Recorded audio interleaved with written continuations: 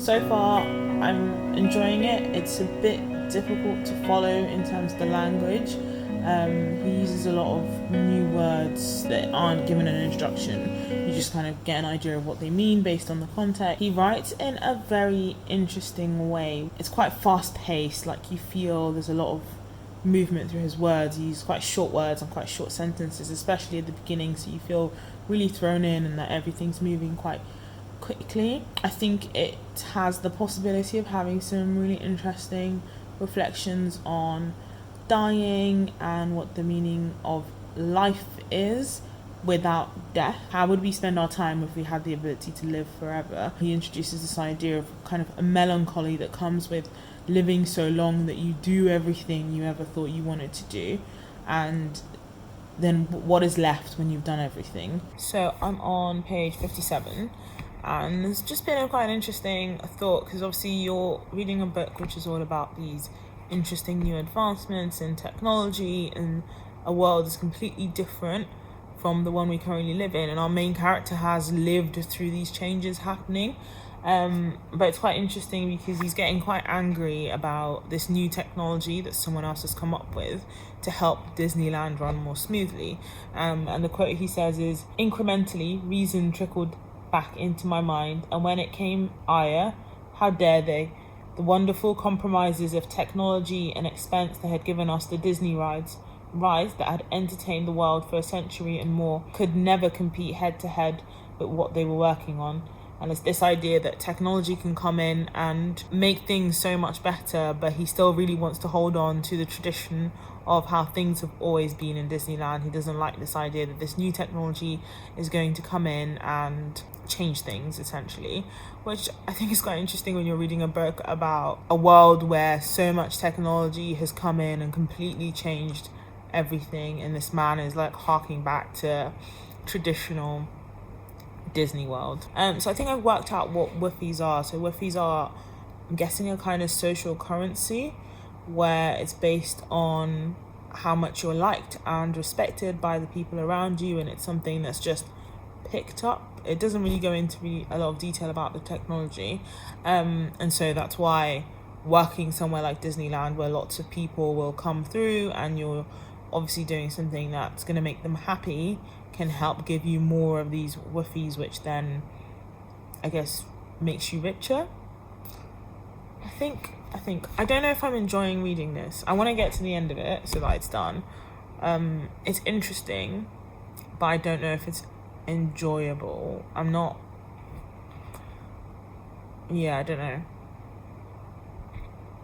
Am I enjoying it? I don't think I'm enjoying it. So I'm nearly halfway through. I'm feeling like I would enjoy this much more if I had more nostalgia associated with Disney World, or if I was someone that had been there, and because I know there's a lot of people that really feel attached to it and they would identify with Jules in the sense of how much love he has for Disney World, and how when he was younger he always knew he wanted to live there eventually when he got older, but I don't, and I think that's just making the story a bit difficult to get through. I'm about halfway through now. I think I should finish it. It is quite easy. The writing flows quite well. The story moves along. We have the main storyline that's kind of going along, and then every now and again Jules kind of reflects back on his memories relating to something that happened in his past, and those memories are usually triggered by something that's happening in the present. I think the main issue I'm having is that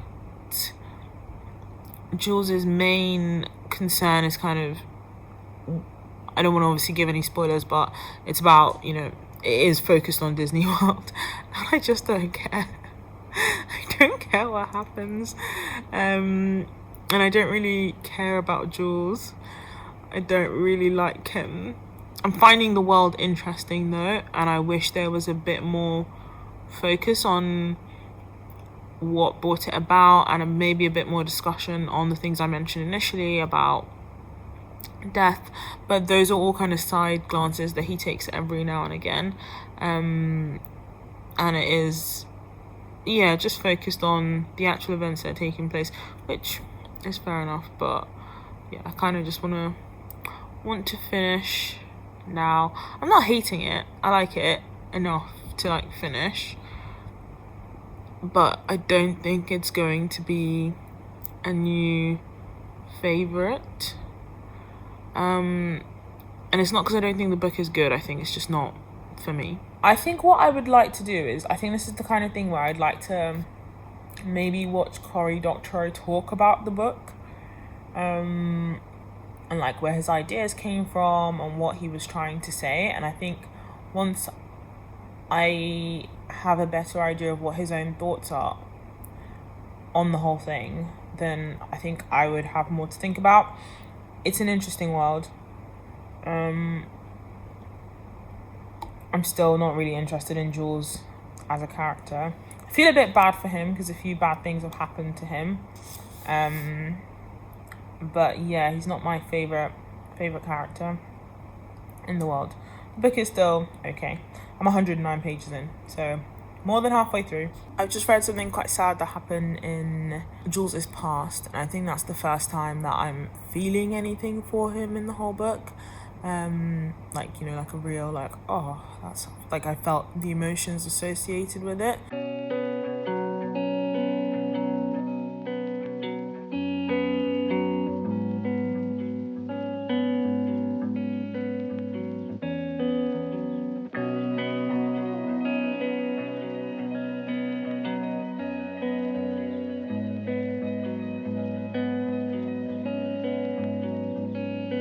So I finally finished. I actually enjoyed it a lot more than I was expecting to, based on how I was feeling earlier on in the book. I think the second half of the book, I was a lot more emotionally invested in Jules's journey. I think I mentioned that something quite sad happened, and I think once I had that emotional connection with him, then it was a lot easier to empathize with him through the rest of the book. It would have been nice to have a bit more resolution with him and his relationship with Lil at the end. It would have been, I don't know, like it would have been good to have a bit more idea of what was going on in her head and what resulted in her treating him the way that she did. So I just filmed all my final thoughts and realised none of it had recorded because my phone had run out of battery.